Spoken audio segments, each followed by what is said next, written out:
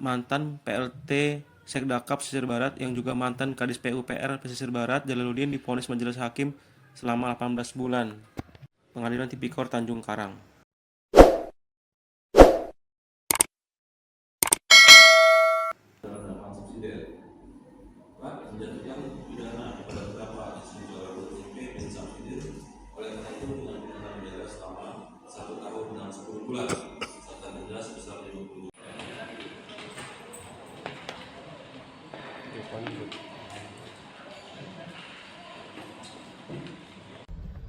Assalamualaikum warahmatullahi wabarakatuh.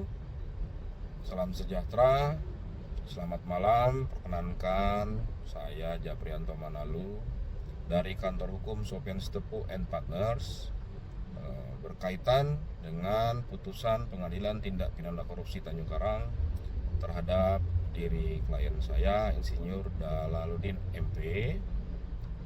Kami menerima putusan tersebut dan kami berpendapat berdasarkan fakta hukum dan persidangan, putusan tersebut telah mencerminkan rasa keadilan. Demikian dapat kami sampaikan. Terima kasih.